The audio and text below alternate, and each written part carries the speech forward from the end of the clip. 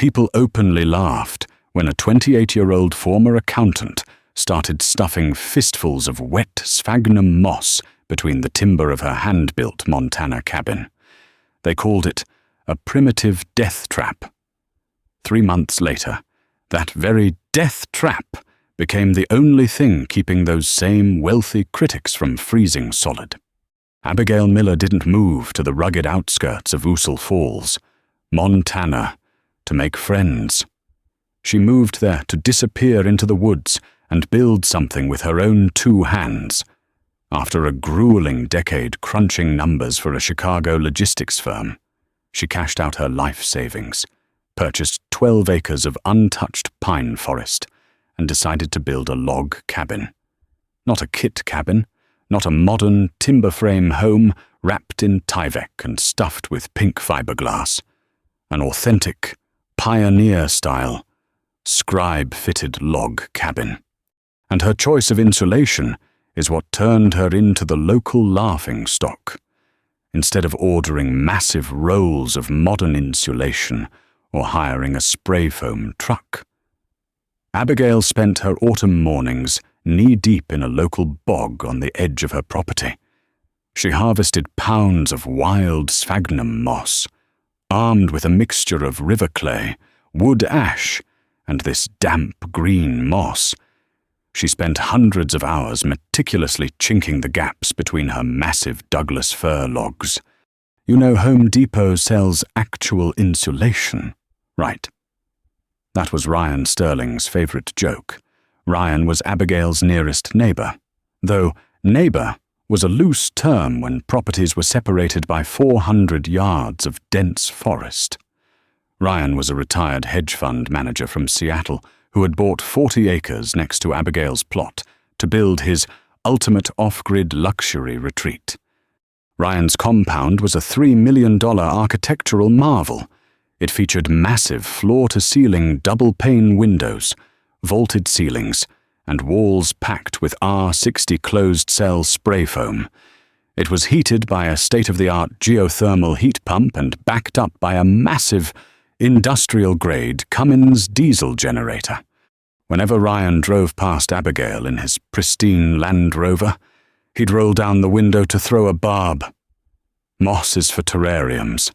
Abby, you're going to freeze to death out here. This isn't the 1800s anymore. He wasn't the only one.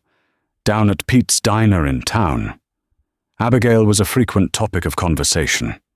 Dave Hennessy, the local general contractor who had built Ryan's mansion, openly mocked her methods to anyone who would listen. "She's packing wet weeds into the walls." Dave would snort over his morning coffee. "First hard freeze, that moss is going to shrink. The wind is going to blow right through, and we're going to be dragging a popsicle out of that shack by January." But Abigail ignored them. She had done her research. She had spent 2 years studying traditional Scandinavian and Russian log building techniques. What Ryan and Dave didn't understand was the biology of sphagnum moss.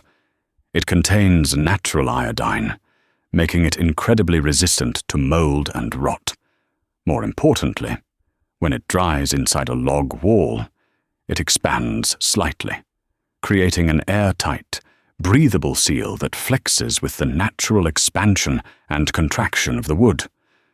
Furthermore, Abigail was relying on a principle completely absent in Ryan's glass-heavy mansion thermal mass. Her 18-inch thick timber walls would absorb the heat from her cast-iron wood stove and radiate it back into the room for hours. She finished the roof and the final chinking in late November, just as the first flurries began to dust the Bitterroot Mountains. The winter started mildly, lulling the town into a false sense of security. But nature has a terrifying way of correcting imbalances. In the second week of February, meteorologists began tracking an anomaly. A massive polar vortex, an Arctic bomb cyclone, was violently plunging southward from the Canadian tundra, dragging with it some of the coldest air recorded in North American history. The warnings on the emergency radio band grew increasingly dire. Prepare for prolonged power outages. Secure all livestock. Do not travel. Temperatures expected to reach catastrophic lows. On a Tuesday evening, the storm hit. It didn't begin as a gentle snowfall. It slammed into Ussel Falls like a freight train. Winds clocked at 80 miles per hour ripped through the valley, snapping mature pine trees in half. The temperature plummeted from 20 degrees to -10 in less than 2 hours. By midnight, the local power grid collapsed under the weight of falling trees and snapping lines. The entire county was plunged into pitch black, howling darkness.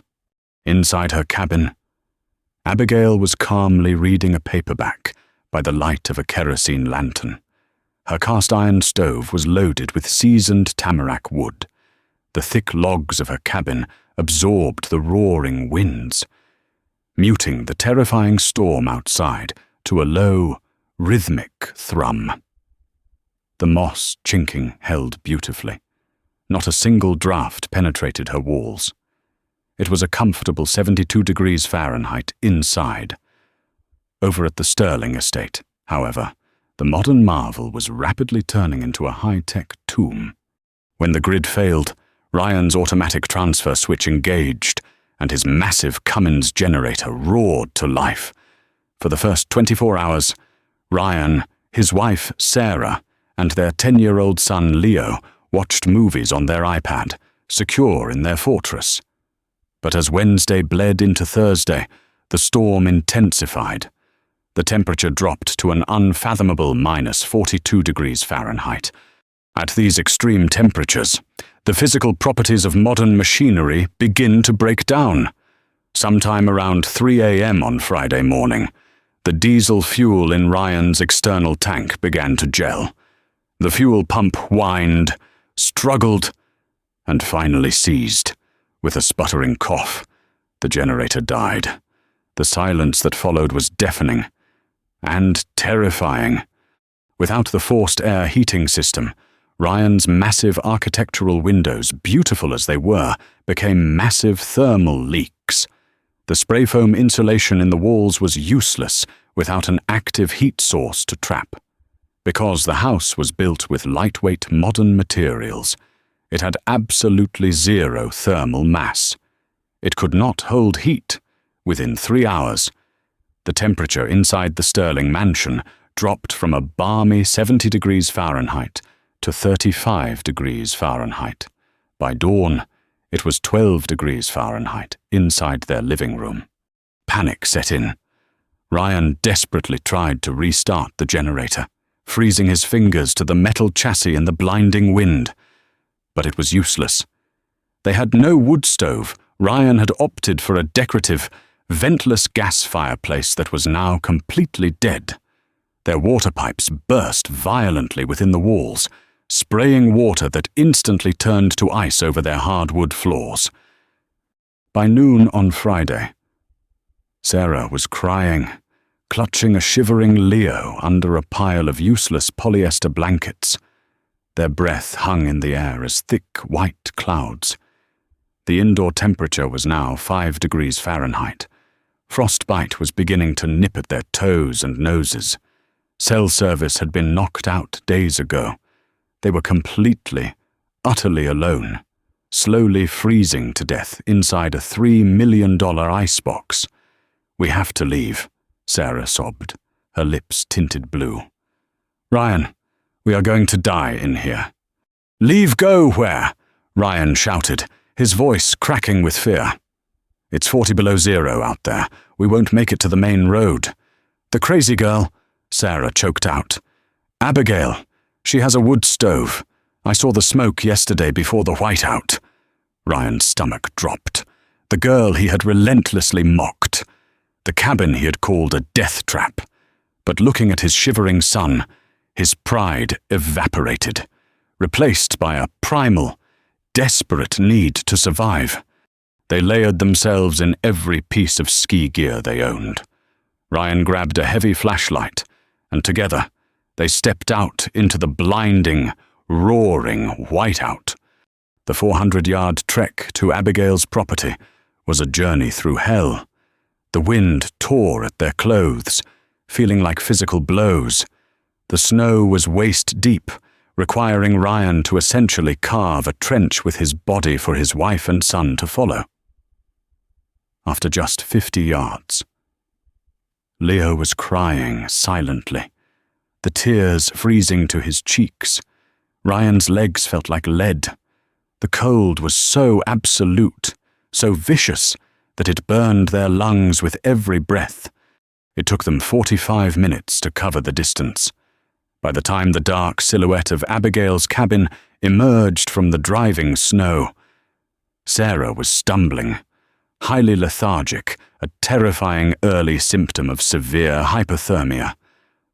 Ryan fell against Abigail's heavy oak door, lacking the strength to even knock properly.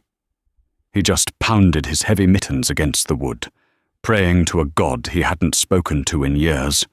Inside, Abigail heard the muffled thumps. She grabbed her hunting rifle, unsure if it was a desperate animal or a falling branch, and unlatched the heavy iron deadbolt.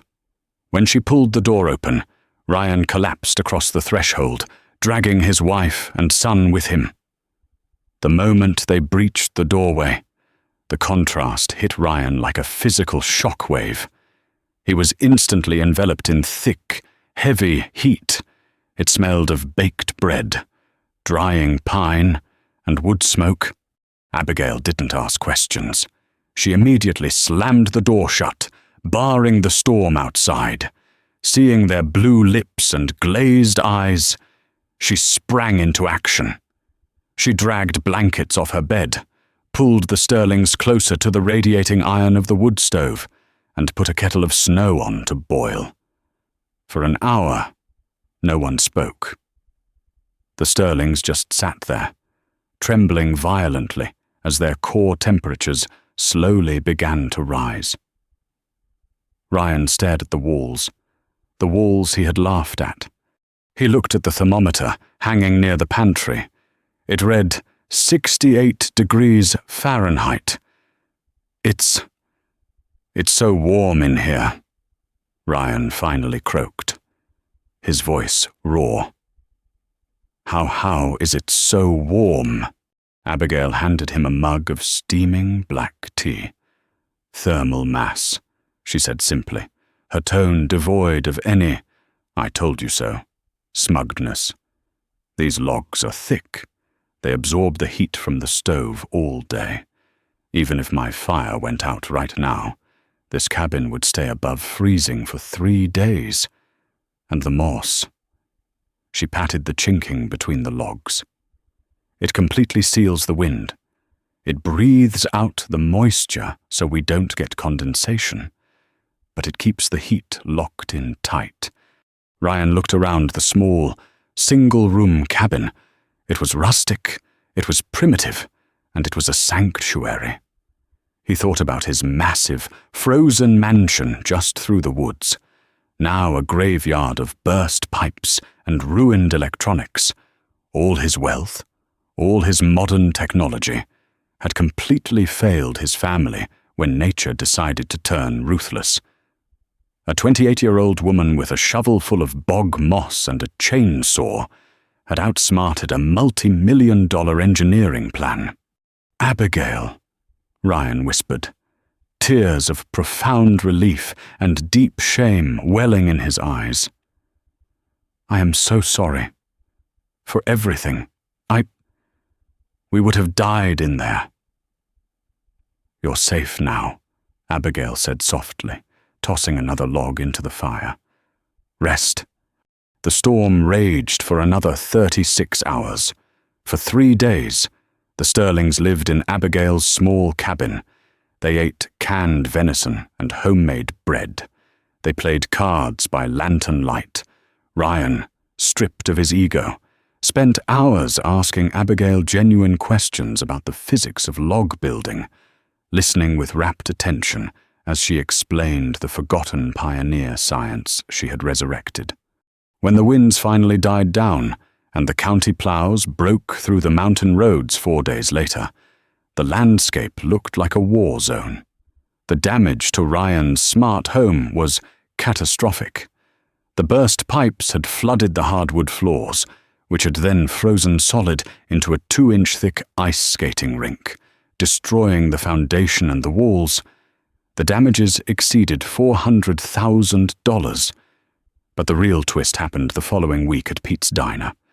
The town was buzzing with the news of the storm's aftermath.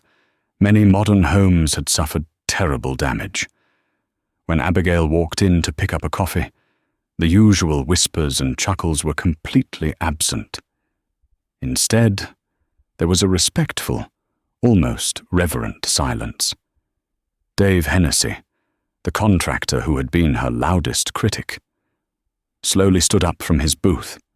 He walked over to the counter, pulled off his cap, and looked Abigail in the eye. "Abby," Dave muttered, shifting his weight awkwardly. "I was over at the Sterling place, assessing the damage.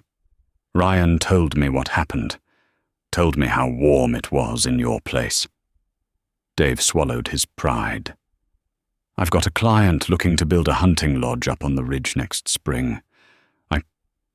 I was wondering if I could hire you to consult on the insulation. I need to know how to mix that moss." Abigail smiled, took her coffee, and nodded. "I charge $50 an hour, Dave, and you're doing the digging in the bog." The story of the mocking millionaire who had to be saved by the moss-chinked cabin spread like wildfire through Montana. It became a legendary local cautionary tale about the arrogance of modern man and the forgotten brilliance of our ancestors.